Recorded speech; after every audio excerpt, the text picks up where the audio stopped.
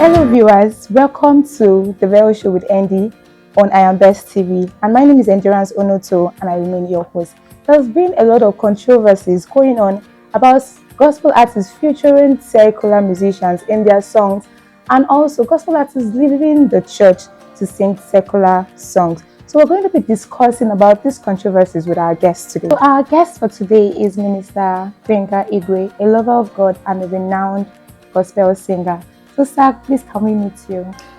Okay, my name is Lifted Igwe. Okay. I'm a music minister. I also do business, basically. Oh. So I'm married to one wife and three lovely kids. Oh wow, yeah. That's great. Okay, so most of us don't know you are into business. So can you just tell us what kind of business you do and all? Okay, I actually work with a firm that deals on consumer goods, okay. Unilever products, Nestle products, okay. and all of that. So okay. we supply to people and they resell. Okay, all right, thank you so much. You're let's welcome. dive into the topic of today. Okay. So we were talking about these controversies between gospel musicians and secular world. Do you think it's actually right for a gospel singer to feature a secular artist in a song? And most people say it's a way of evangelism. Do you think it's right? How do you feel about it? That's actually a very sensitive question, but I'll start with this. The word secular, it's actually what we should first look at. Okay. Because basically when people hear secular musicians or secular, we do secular jobs, for example. Yes. Bankers are secular job workers. Yeah. So the word secular in itself doesn't connote bad. Okay. And quotes. Depends on, in the context of what we're looking at, depends on what the singer, the content of what the singer is singing in his or her songs. Okay. For example, we have someone like, sorry to mention him, yes. Timi Dakolo sings secular songs. Okay. And most of his songs is centered around love. Okay. You know, love. People, you can, it's not really morally wrong songs. Okay. Do you understand? Yeah. There are songs that edify, even if Christ is not being mentioned in the song. So that's still a secular song. Okay. And we have the likes of Wizkid, the likes of them sing secular songs. So when we're coming back to your question, that is it right or wrong for a gospel music minister to feature a secular singer? Yeah. Now, the first thing is, how dirty or how morally right is this secular person or secular singer? Yeah. Do you understand? Yeah. Now, we have two kingdoms. For example, for gospel music ministers, what propels our song is the Holy Spirit. Do you understand? Yeah. Now, if you're a secular singer and you're a church person, like I cited an example, Timi Dakolo is a church person. I know he used to be at House on the Rock. I think now he's at Logic Church or so. Featuring someone like that might not really raise an eyebrow, because people know that basically this guy, despite the fact that he sings secular song, the lyrics, the contents are neat. Sure. Do you understand? Yeah. So you can be sure that that same vessel or that same person has the Holy Spirit. But when you have someone sings vulgar songs, dirty songs, you know, songs that centers on drugs, sex, which is antichrist. Do you understand? Yeah. Then there's actually bound to be controversies from our kingdom, because we feel that if this is Christ, or if it is a song centered on Christ, the Holy Spirit has to be the one influencing it. So if we've known you to be someone that sings a dirty song, then coming to now identify with that name, Jesus, do you understand? Then there might bound to be a lot of eyebrow, like, we don't think this is right. However, there's actually a place in scriptures that in Hosea, that that God commanded a prophet to marry an harlot. Yeah. Do you understand? Now, if that should happen in this present contemporary day, you know, a lot of people will say, Jack, like, what is this? Yeah. So in that case, the sovereignty lies with God, because the truth is there are actually times that He can actually instruct someone, but it's in rare cases.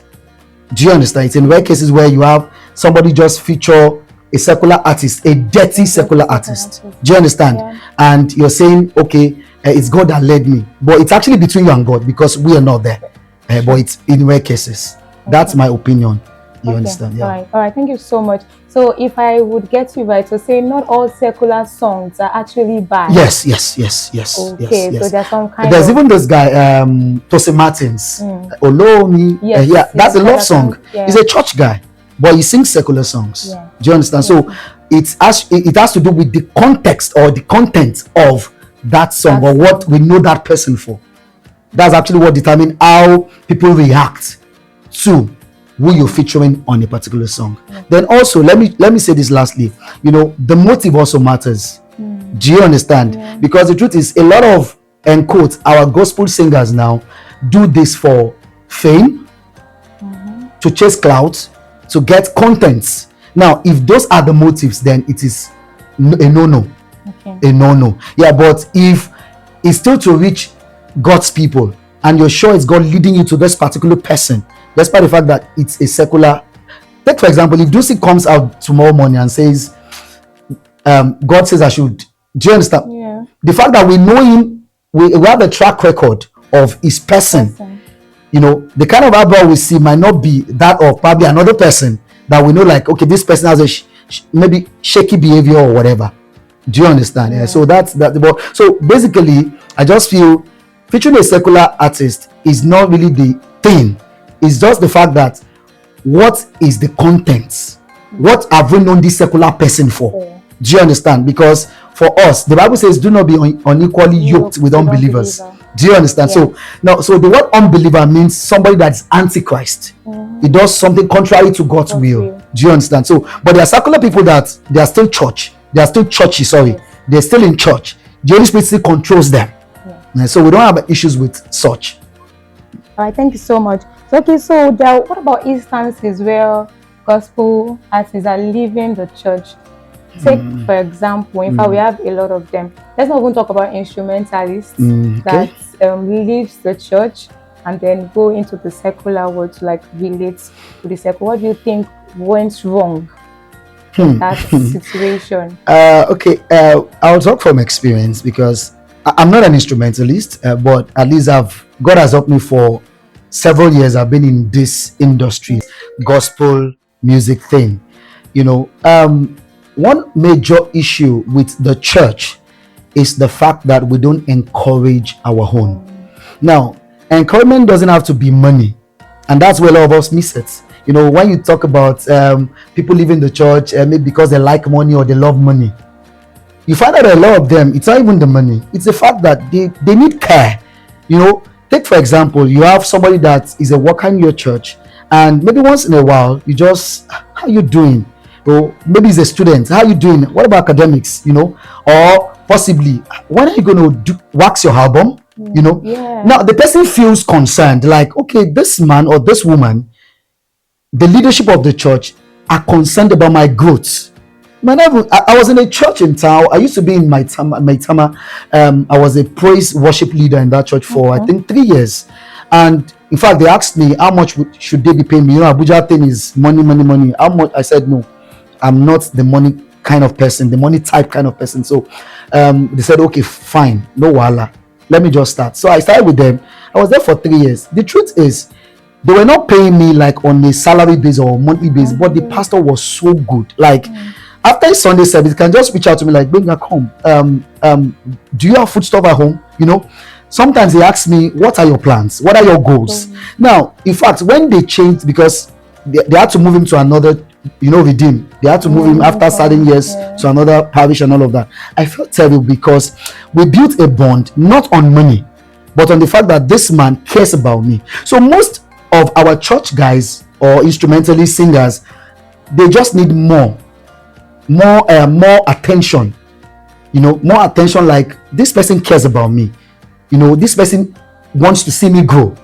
When they have that at the front of their minds, I want to believe that a lot of them would not deviate or probably run to the secular world. Because another thing I will also say is this: for the musicians, for the singers also, what is the motive? So it's both sides, it's either ways. Now I just finished talking about the pastorate, the leadership of the church. What are they doing? No care, attention. But also, if basically your motive for going into music, in the church, is to serve God, is to glorify Jesus. Now, somehow you'll be able to withstand all these shakings. For example, somebody is not giving you attention. With time, you'll be able to grow stamina, like God is the focus, Jesus is the center of attention. Do you understand? But because a lot of us too, we go into this music thing, singing thing in church because we either needed platform so that people will know me, let me start from church. People do concerts and all of that, so they will know me. Now, once you are not seeing those attention, you're not seeing those, then the person leaves, which is also a wrong motive. Yes. So that's why I said it's actually either ways. But for the church, I feel lack of attention, lack of proper care, lack of checking up on your own, proper tutelage is one major factor why people are leaving to join the secular, because there what they get is money. Money, they introduce to drugs and all of that, but they actually show, like, okay, when they go secular, the attention they're seeking for, and the devil is so cunning. Once they go into that secular thing, that fame they want would come, but it's just temporal. So that's just it basically. We'll go on a short break. It's still the REL Show with ENDY on IAMBEST TV, and we're going to be back very soon. Stay tuned.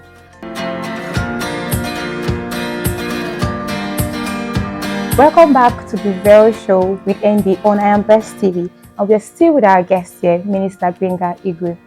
Okay, sir, so let's move on. I was asking, how does the church come into this? What would they do to make sure that the people, or maybe like their workers and all, are not leaving the church into the secular world?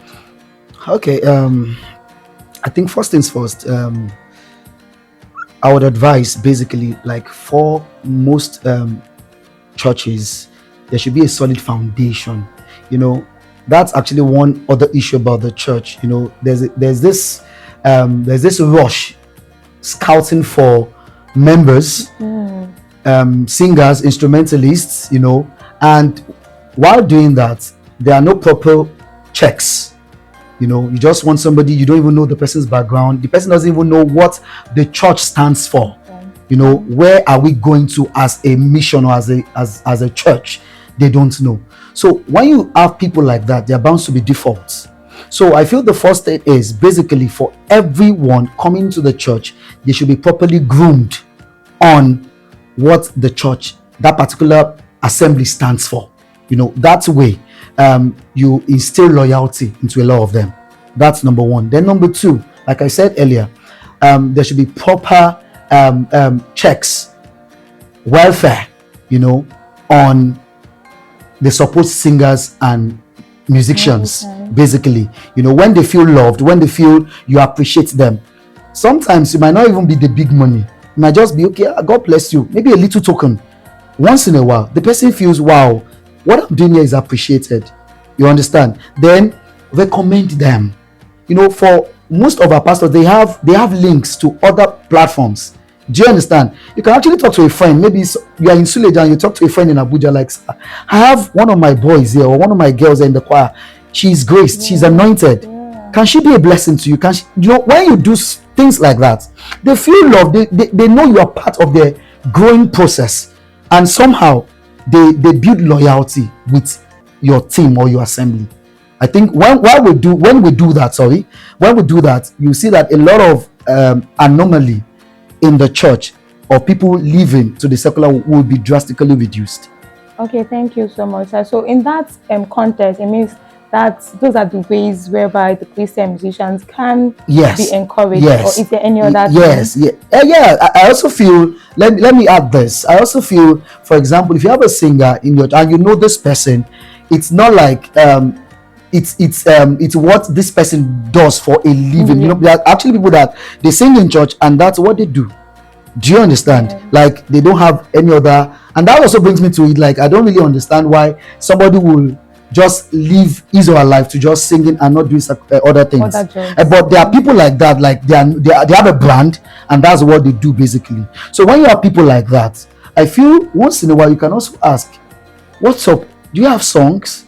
How can we help you promote your songs? Do you understand? So that way they feel they are part of you. You think them. You think them part-time. It's not just about, because a lot of our pastors are in quotes, sorry to say this, they are just concerned about church growth. Do you understand? Yes. The numbers increasing, buying properties. You find out that you have a church where even the workers are starving, but there's an ongoing church project. Do you understand? Yes. So those things actually make us feel that these people are just building their empire. You find out that most of these are Jews. Sorry I'm saying this, but that's the truth. The children, they don't attend public schools. They go to private universities. They study abroad. While you have people in your church that their children can't even pay, the parents can't even pay the children's school fees. And you say, God bless you. So we are the letter that people read. So it should not just be you professing. It should be you taking action and doing certain things to make them know that this man or this woman loves us. Oh, thank you so much. That was a very wonderful one. Okay, so let's digress a bit to the very beginning of our question. Okay, so there was this propaganda that came up one certain time like that about a renowned gospel musician that everybody knows about. Everybody knows him, that is renowned, he sings for God, and then featuring someone that everybody also knows that this one does not even carry Christ, doesn't even do things of God and all, in a would I say a live video, a live show, and the other person was now doing something contrary to what we know that what we believe. So in that take, well, what would you say? Would you say he was actually doing that for evangelism to bring the other person to Christ, or what would you say about that scenario? Okay, I'll be so brief on this. I wouldn't want to condemn anyone, but I actually watched that video. Basically, I, for one, what I saw that was actually wrong on that video was the fact that the young guy was making mockery of a sacred weapon of worship, speaking in tongues and all of that. You know, those are things we hold in high esteem. For example, when we worship, you speak in tongues, you know, power is released, things happen, atmosphere change, situations change. You know, you now find out that someone of the secular world was making mockery, because it looked like a mockery to me. Do you understand? So that was just if it was a live worship session and the young guy is worshiping, there were no jokes about it. Sincerely, I don't have an issue with that. But it was just the fact that there are a lot of, you know, jokes and all of that. So it's really watered down what they were doing. Yeah, and that was just the but for me. Okay. All right, thank you so much. So as a renowned gospel musician, a gospel artist, renowned, wow, yes, you are, of course, you're renowned. So what is your advice? What advice would you give to young, promising, upcoming gospel musician that wants to be like you and other gospel artists? Okay, I will say this in briefly, sorry. The focus has to be Jesus. Now, if the focus is not Jesus, if the motive is not Jesus, then you find out that a lot of the so-called gospel music ministers wouldn't last long on the stage or on the platform. Yeah. Why did I say that? I'm not saying this because I actually want to praise myself, but I've been in this ministry for 13-14 years professionally now, and basically I can say even till now, most of the outings we do, I still fund, you know, most of these outings, going to minister at places. Part of my resources still go into you know, sorting out my team members and all of that. Now, if the motive was for the money, if it was for fame, I would have been discouraged a long time ago. So if the motive is right, like Jesus is the focus, now whatever comes, whatever shaking that comes, you're still focused like Jesus. At the due time, he will reward me. And that's why I find out, like, even for the known gospel music ministers that are making wave globally now, when you hear the stories, you would know that at some point in their lives, they actually had to go through certain prunings, certain shakings, they go for concerts, there's no remuneration, there's no appreciation. Sorry, it's not even remuneration, it's appreciation, or okay, thank you for coming. And they still stood like, this is what God has called us to do. Do you understand? Yeah. Basically, for Christians, we have been called into the ministry of reconciliation, reconciling men back to God. So if that's your focus, nothing shakes you until that fame comes. And if the fame comes, since you've been there in the secrets, it won't really make you derail. It won't really make you, because a lot of people, when they taste the fame, they lose balance. But once you start from little beginnings and you stay with God, you know, as time progresses, you still stay with Him, even when more doors are opening, when the money is coming in, when the fame is coming in, it will still be Jesus. Do you understand? So my advice is simple: let Jesus be your motive. Don't do it for any eye service. I don't want, okay, my pastor will be angry if I'm not in church. That means you're doing it for your pastor. So if whatever you do in God's house, even as music ministers or outside there, let Jesus be the motive. I think that's it basically. Okay, so thank you so much. Thank you very much for this wonderful session. Thank you for coming to the show. We really appreciate it. Thank you. And that will be all on the REL Show with ENDY on IAMBEST TV. Okay, viewers, you've heard all what our guest has to say about the controversy. So if you have any other opinion concerning these controversies, don't forget to drop your comments in the comment section, and also follow us on all our social media pages that is displayed on your screen. Keep watching IAMBEST TV. God is in charge.